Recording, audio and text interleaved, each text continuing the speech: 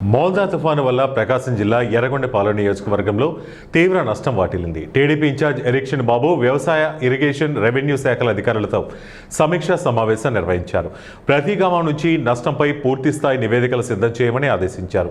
పంట నష్టం అంచనాలు ఖచ్చితంగా ఉండాలని, ఒక్కో రైతు దృష్ట్యా లెక్కగట్టి ప్రభుత్వానికి సమగ్ర నివేదిక ఇవ్వాలన్నారు.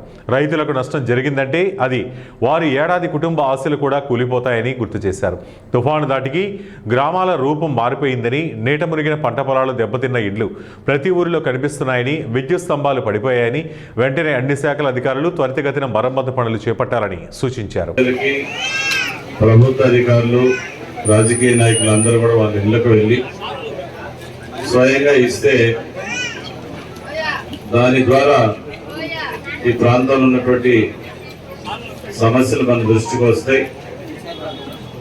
అదేవిధంగా మీ కుటుంబాల్లో ఉన్నటువంటి సమస్యలు వస్తాయి. వీటన్నిటిని కూడా అధికారుల దృష్టి తీసుకుపోయేదానికి ఇది కూడా ఒక వేదిక లాగా మరి మనకు ఉపయోగపడతా ఉంది.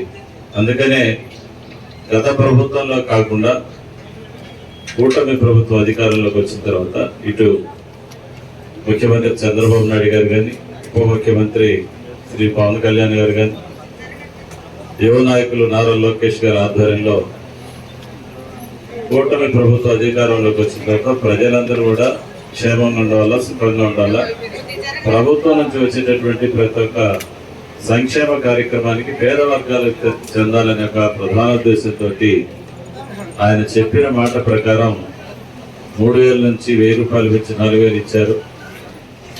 3,000 నుంచి 3,000 పెంచి 6,000 ఒక పెన్షన్ వస్తుంది.